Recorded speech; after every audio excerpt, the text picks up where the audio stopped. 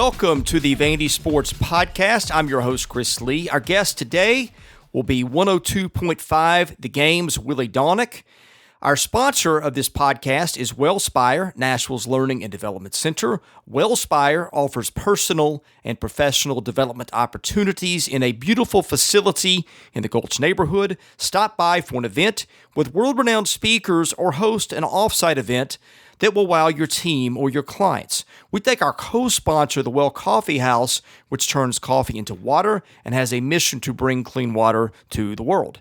Today's news presented by Sutherland & Belk, a Nashville-based injury law firm. Sutherland & Belk is committed to fighting for those who've been injured in car, motorcycle, and truck accidents. Check them out at sbinjurylaw.com.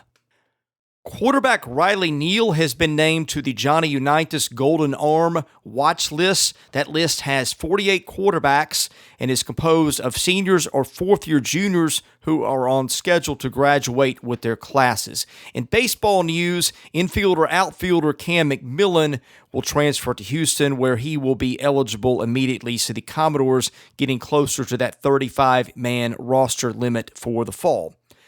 Our guest line, presented by Boll and Branch, started by Vanderbilt graduates Scott and Missy Tannen. I've slept on Boll and Branch sheets for years. They are amazing.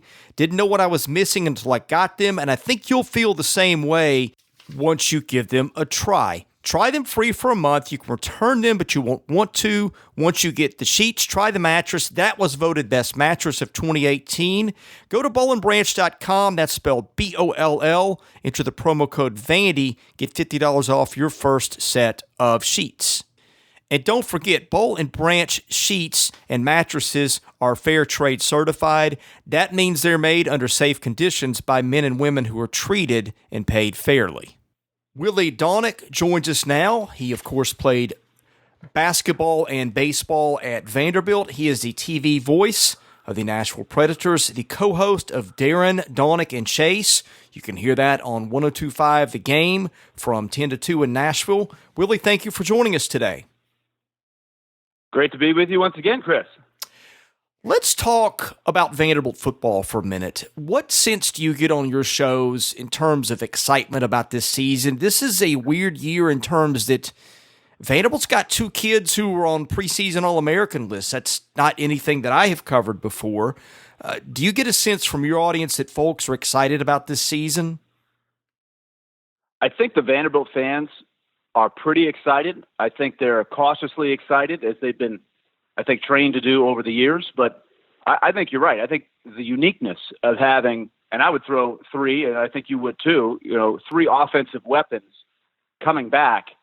I think that's unprecedented. You could probably go back to 2011, maybe, and say, okay, Zach Stacy, Jordan Matthews, Chris Boyd. I think maybe Vanderbilt fans had an idea how good those guys were, but they weren't getting the national credit going into the season like these three guys are. And I think that, there's still legit questions out there, but I think relative to most seasons, there's a lot of excitement from Vanderbilt fans. I think there's still a lot of skeptics among the SEC predictors. I was in Birmingham for 4 days, and I still think there's a lot of belief that Vanderbilt is still going to be around there 5, 6, 7 in the East and fighting for 6 wins again. But that's not unusual because generally speaking, they don't study Vanderbilt the way they study other teams in the league. Is it just peer pressure? In other words, if you pick Vanderbilt to finish anything other than 7th and they finish 7th, you're going to look stupid. If you do that about any other team in the league for the most part, Kentucky may have been the exception, but that is changing now.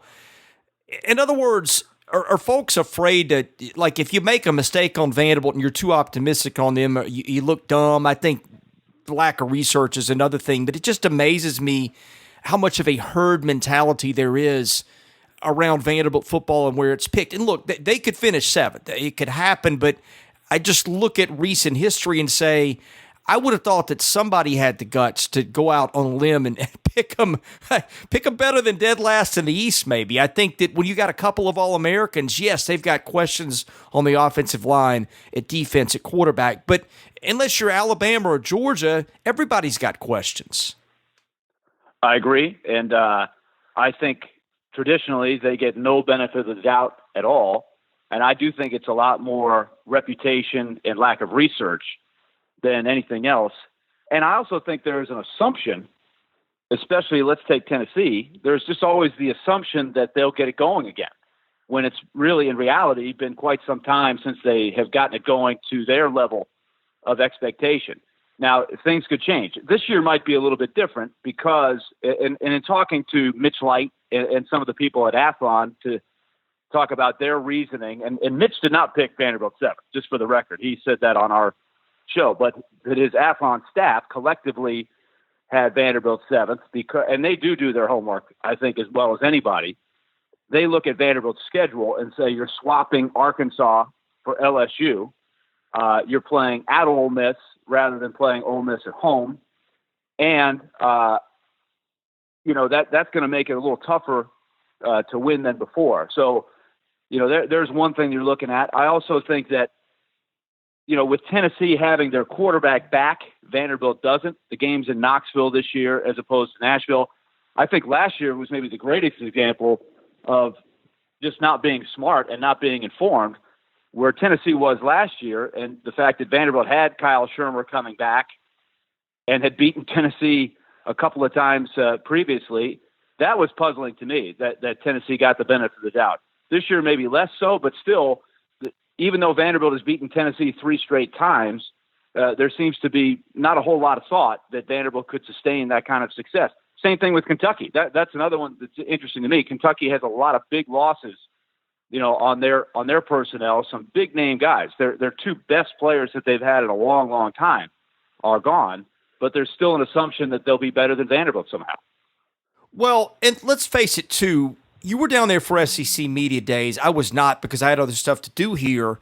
But when you go down to Media Days, it's a conglomeration of a lot of times guys who write homer blogs for teams and stuff like that. And I think that you see some crazy stuff like a team getting a first place vote that shouldn't. I think that's, in terms of the SEC media things, A, I don't really understand why the SEC credentials some of the people it does. And B, I think that's an issue too, is you've got a lot of other schools that have, I'll just call it representation, that's outside media that gets votes. That's probably not the way a lot of us do our jobs. Is that a fair way to put it?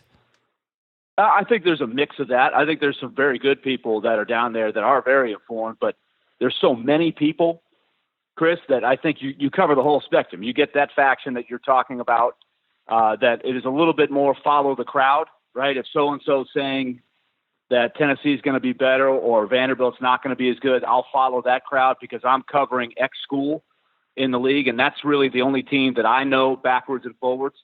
But I do think there are some people that really do take time to study the whole league, and then so you get what you get. I think, though, that what you do if you're Vanderbilt, whether you're a fan or particularly in that locker room, is use that as a chip on your shoulder. The lack of respect card is an age-old motivation. I can't explain. I was not a psych major at Vanderbilt. I did not do – I think I got a C- in the only psychology class that I took. The building was brand new back then.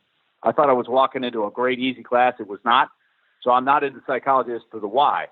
But I know that as long as there's been sports, the lack of respect and the chip on their shoulder, oh, you got us last, we'll show you that we're not last. I think that can be a great source of motivation and galvanizing thing in the locker room. And I think that's what Derek Mason will do with this. And I think that's what he has been doing. James Franklin did that like nobody else I have ever seen. He is a guy. I wouldn't be surprised to hear that he did major in psychology. I think he had a lot of good mental tactics. His engine was always going with that kind of stuff. And I agree with you. I think he was really good at pushing those buttons. Also, though, he was also very good at pushing the envelope and saying, we're not just trying to be a team that goes to a bowl game. We want to see if we can go further than that. And that's the next level for Derek Mason, is to see if he can push past that. He's done a good job of staying consistent. His team is going to probably be in the hunt for 6-7 wins, get to a bowl game. That's become the standard. Whereas for years and years, as you know, Chris, that was a pipe dream, right? Oh, could they ever get to a bowl game? Wow, I wish they could sometime get to a bowl game. Well, they've crossed that hurdle. Now the question is, can they take it another step? I was thinking about this last night, And I guess this just speaks to history and tradition. It does not seem like they've had 5 losing seasons in a row. There seems like there's at least some sort of critical mass of excitement around that program. Oh, I think you're right. It's different when you are 6-6 and lose the bowl game as opposed to 5-7. Those are two completely different ways to judge a season. I believe, anyway. It's easy to say at the end of the season you were 6-7, but I think there's a very important distinction to be made. Even if you were to go 5-7 and win a bowl game, I'm not even sure that is the same as going 6-6 and losing a bowl game. At least in my mind, people may disagree. I think when you go 6-6 in the SEC and you're Vanderbilt, that's a solid season, especially relative to what the program has done for decades and decades. But again, that's become the standard, which is a credit to this coaching staff, the coaching staffs before that, to build it to this point. And then the next goal is to move on to the next stop where, you're pushing for more. I'm struggling to articulate that thought, but here's what it is as I think through it. They've beaten Tennessee 3 years in a row, and I just think that means a lot of times I think people would probably rather have 6-7 if it includes a win over Tennessee than 7-6 if it does not. I think most people would take that from the Vanderbilt fans.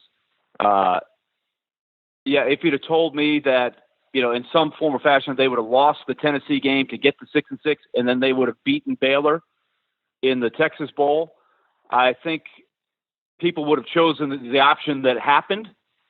I think it's great to win a bowl game. Don't get me wrong. That was frustrating to not have been able to pull that bowl game off, which was an incredibly entertaining game. But it was frustrating to lose it. And that was maybe a theme that, and we discussed this briefly last week, it was a little more of a frustrating 6-7 last year because you felt like there were 3 or 4 other games that they were right there that they easily could have, or even you could argue they should have won, or at least won one of them. But would you agree, Chris, that the way it played out, having beaten Tennessee a 3rd straight time and a 5th time out of 7, was the preferable option there, even if it meant ending up 6-7? Yeah, I think so. Just because people around that community, if you grew up around Vanderbilt for any length of time, you're used to getting your head beat in by Tennessee, and it's such a different era. I think the majority of the fan base kind of forgives him being Derek Mason for losing that bowl game because they don't know what that's like to have 3 in a row over Tennessee. I mean, none of us were alive the last time that happened. Right. And I think you hit on the key point too. It's also that it's not that they have done that. It's also they went so long without beating them, and there was so much heartbreak in there. The odd time that it was very close and they had it within their grasp, didn't get it, and then the many times where they just got thrashed. So I think it's that much more satisfying that you're in this, and now the goal is to sustain that, make it a norm that you go into that game feeling like you can win every single year, and that stays something that's a feeling that you have over the long term. Well, the other thing too is I think the floor is important here because you remember times where they got beat by Western Michigan or Miami of Ohio, or if you want to go back a long way, the SMU debacle in 1990. Vanderbilt wins games like that now and generally wins them easily. You have the Tennessee dynamic we've talked about. You go back the last few years, and I don't know that it's fair to say take out the middle of the season where they got slaughtered by Alabama and Georgia, but for argument's sake, let's say that you consider that an aberration. All of a sudden, you're looking at a program that's been pretty competitive for the most part and is right there knocking on the door of having winning seasons again. As I go back and think about it, it's like, well, okay, they're still having losing seasons, but I think that the fact that it just seems like he's got them more on steady ground. It's not 6-7 or 7-6 followed by 2-10. It's there's some 4 and 5 win seasons in there too, where sometimes in the past those were 1 and 2 win seasons. I think that's a lot of it too, Willie. Okay, let's take 2 years ago when they started the season 3-0. Everybody was extremely excited.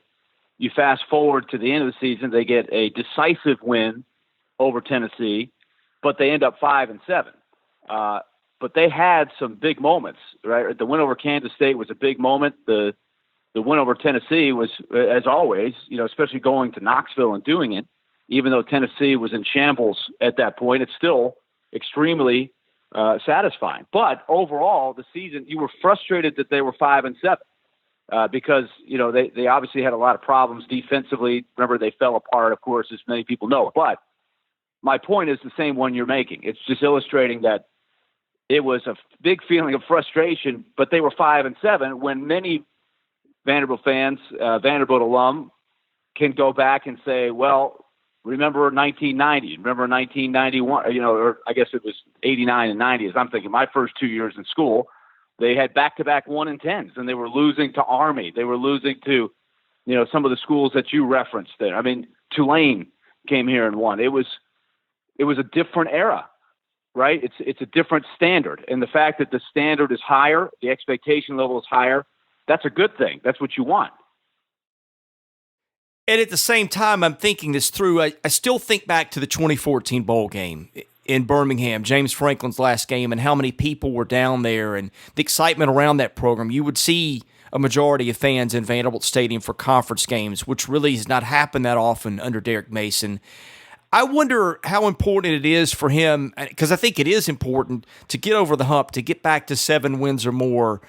I don't know that 9's realistic the way they schedule these days, but at least not right now. They've got to do some building first. But I do wonder how important it is for him.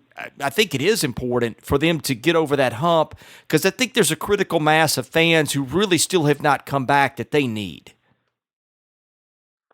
Well, I think there's some reasons for that. I'm not sure if it's because they're 6-7 as opposed to 7-6, and we could probably debate that all day. But I still look at it. If you're 6-6 and you're getting to you get to the postseason, it's almost like baseball. The record in the postseason is different. You got to the postseason, or even the NFL. Your record is 10-6. You get to the wild card, and you lose the wild card game. Your record is still 10-6. I sort of still look at it that way, even though that's not how they tally it in college. But I think the fight to get the fans in the seats is something that every school is dealing with in this day and age, where and the Titans are dealing with it in a big way. The connection to try to get people to come in there and commit dollars, time, convenience, all of that stuff is a big, big challenge for everybody, and definitely for Vanderbilt for sure. But I'm not sure because I think your argument is because they've been a lot better, the attendance should be better than it is. And I agree with you for sure. But the challenges everybody's facing are real in terms of the ability to just be doing literally anything. You could be out on the lake, you could be driving around, and you can be watching the game on your phone. You can watch the game from anywhere. Every single game is on. That is such a huge difference from a generation ago. And only now, I think, is it really hitting a lot of people from the economic standpoint is, why do I need to be investing thousands of dollars to go to all these games? I don't need to do that. I don't want to take my whole day and spend it at the stadium when I can watch all the games I want. I can do other things with my family. I can still watch the games I want to watch. I can even record them and watch them whenever I want to watch them. That stuff, I think, is manifesting itself with more and more people, and regardless of what team that you follow. Well, and yet the strange dynamic is you're seeing an increasing number of other teams' fans in their stands, and I don't know how much that has to do with them. I think that's got more to do with Nashville being an attractive destination. I think the Titans face that too with visiting fans too. It really is an odd dynamic thrown right in the middle of it. Maybe a lot of that's beyond Vanderbilt's control, but it is what it is. Yeah, I think it would be interesting to look and see if the other team's fans have actually increased, or it's about the same as it's always been, but it's the number of Vanderbilt fans that fight to get into the seats, really make an effort to be there for the big games. I think that's what you're fighting for, all those reasons that I said. And you're right. There is no better city in the league to come in for a weekend than Nashville. It's a phenomenon. You're right. The Titans are fighting this very same battle, there are thousands and thousands of fans from the other team, especially if you get somebody with a traditional fan base like the Cowboys or the Eagles or the Patriots. They come in and they can literally take over if you let them. But that's the challenge. It takes a lot of effort. It takes a lot of connection with your fans to win that battle. It's a changing thing. You can't just do what you've done for years. You can't just put up a sign on a billboard and say, come to our games for season tickets, call this number. It's much more complicated than that. We've got a few minutes left, so I'm going to go straight to the mailbag. That is sponsored by Vanderbilt fan and independent insurance agent Josh Minton of Brentwood. Are you in the market for auto, motorcycle, home, renters, or landlord insurance? What about life or commercial insurance? You can call Josh at 615-933-1979. Email him at josh@hqinsurance.com. Follow him on Facebook at facebook.com/JD Minton HQ. He's my insurance agent. Hope you will make him yours and tell him you heard about it on the show. Also, contact Josh to see how you can help out with Camp Horizon. That is a camp for kids with cancer that Josh is involved in. I know he would appreciate people who will help to sponsor that. Door King says, how many years until we really know how Jerry Stackhouse will do here? If he is successful, will he bolt to the pros or to an elite program? Very good questions. Hard to know the answer. I don't know Coach Stackhouse very well yet. I do think that in terms of the build, I do think it's going to take some time, realistically. So I'm going to say, what is a build in this day and age? It's probably 3 years, whereas maybe, in years past, they might give you 4 or 5 years. But, the obvious answer is we'll see all of the connections he has to the recruiting bases, how he's formulated his staff. Hopefully that will translate to, some good early traction in recruiting, especially given the fact that he's coming in with the program at sort of a low point here. He's going to be selling what has been done and not what just recently was done. In terms of his motivation beyond, if he gets this thing cranking in 3 or 4 years, would he look to go somewhere else? Well, my answer to that always is I would love to know, right? If he becomes a sought-after coach, for somewhere else, that's a good thing. That means he's doing some good things here, and people like what he's doing, and they want his services. To me, if he's never sought after by anybody else, that's a problem. That means he hasn't done very well. Now, whether he wants to make this, where he wants to be for 10 years, I'm not sure yet. He just certainly doesn't have any connection to Nashville or to the program. I think it's going to be, what is his experience like? He just got here. So how well does he like it after a couple of years? That remains to be seen. Mr. Vandy wants to know what you think of the basketball non-conference schedule. Well, it's a polar opposite of what they have been doing. If you take the spectrum of what is a difficult non-conference schedule and what's an easy non-conference schedule, they've hit both ends of the spectrum here in the last couple of years. And that is something that I guess I would say I admired about Bryce Drew's staff. And even I think some of the games were inherited from what Kevin Stallings had scheduled before. Then couple the fact that the SEC, I think, has stepped in and said, this is how you need to schedule as a league to strengthen the conference.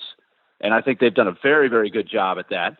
You add in things like the SEC Big 12 Challenge, and you put that all together, Vanderbilt had maybe I think if you took the last 3 years, Bryce Drew's 3 years, they probably had consensus the toughest non-conference schedule of anybody in the country. And if it's not, it's in the top 10, without a doubt. And I think you could even argue they overscheduled. But remember the year that they made the NCAA tournament with Luke Cornett and that crew under Bryce Drew, they benefited from that tough schedule. They beat Florida 3 times. They had the number 1 schedule. So you look at the record and you say, well, what were they, 18-16 or something like that, or 19-16? But you get rewarded for that tough schedule. That team got better because they played a tough schedule. Now fast forward to now.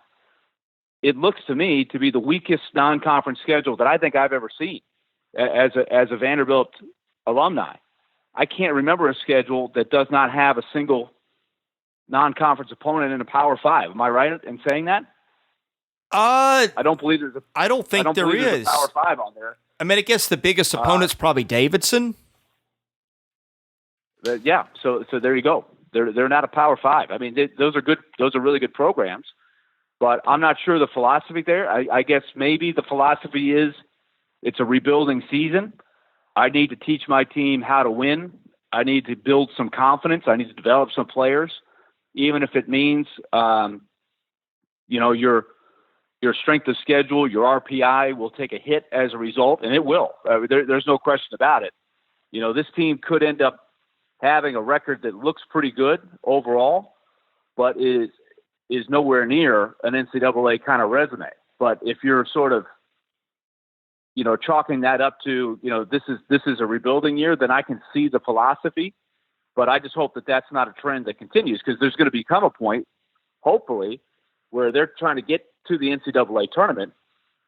And to do so, you've got to have a better non-conference schedule than that. So it's almost as if they're writing. I don't see how you can make the NCAA tournament with that schedule unless you have, like, for example, 9-9 in the league. With that schedule, I think it's still going to be hard pressed, because your ratings are going to go way down with that non-conference schedule. Last one, Door fan wants to know the toughest pitcher you faced in college and the toughest player that you had to guard in basketball. Toughest pitcher that I faced in college. Well, probably the biggest name that people would recognize, and he was not known as a pitcher, but he was a heck of a pitcher in college, was Todd Helton, who, is a borderline, some would say should be in the Hall of Fame, for his career with the Colorado Rockies. He was a freshman when I was a senior, and he came into Nashville and beat us with a complete game. He was really good. I also did get a hit off of him in my final college at bat in the SEC tournament back in 1993. And obviously he was a heck of a hitter as well. So that'll be my answer for baseball. Toughest guy I guarded in basketball. Well, there's a lot of choices for sure. I don't know if I would say I ever actually had to guard him, because most of the time when I was in the game, for the brief periods I was during those times, we were probably playing zone by design more often than not. But Anthony Hardaway would be on the list for sure. They came in. We played them 2 years in a row. And my junior year, which was the last year I played in the 91-92 season, they came in and they beat us in overtime. Kevin Anglin got fouled on a 3-point shot with no time on the clock in regulation and swished 3 straight free throws to send the game to overtime. Big time clutch. But Penny and those guys got us. And there was a kid from Nashville named David Vaughn on that team from Whites Creek High School, heck of a talent as well. So they had some players. It was a great game. But I'll go with Penny Hardaway. But there's plenty of choices from that era for sure. Ben McDonald was out of the SEC just before you got in, wasn't he? Ben McDonald had just come and gone. Yeah. But I'll say this: LSU. Here's the weekend starters they had in 1991. We went down to Baton Rouge and played them in a 3-game series. I was fortunate enough to get the win in relief in the Sunday game, the last game of the series. But they had 3 future major league starters in their 91 rotation, which is why they won the national championship. But they had Chad Auger, who you might remember, he won a couple of games in the 97 World Series for the Indians in that 7-game series that the Marlins won in the extra innings, a walk-off in the extra innings. Chad Auger was game 1. They had a guy named Mike Sorotka in game 2, who had, I want to say he had a season where he won 15 games or so for the White Sox a few years later. And then a guy that you might be familiar with for their number 3 starter was Paul Bird, who now pitched a long time in the big leagues for a number of different teams. And now you watch him every night. If you watch the Braves, you see him, working the dugout, and he's one of the reporters for the Braves. Excellent pitcher for a long, long time. So you have 3 guys that pitch for a long time in the big leagues. You have a pretty good team. Willie, I appreciate your time today. I'm going to let you go so you can get prepared for your show. Tell the people about that, where they can hear it, and where to follow you on Twitter. Well, we're weekdays from 10 to 2 on ESPN Radio 102.5 The Game, and we've got plenty of stuff going on. We'll talk a lot of college football, a lot of Vanderbilt, a lot of Titans, a lot of Tennessee, a lot of Predators when they get cranking here in about a month or so. But you can hear us every day on that, and you can follow me on Twitter. Willie D 1025 is the handle. So thanks for having me. Hey, thanks for being on, Willie. All right, Chris. Talk to you next time. He's Willy Daunic. I'm Chris Lee. Thank you for listening to the Vandy Sports Podcast.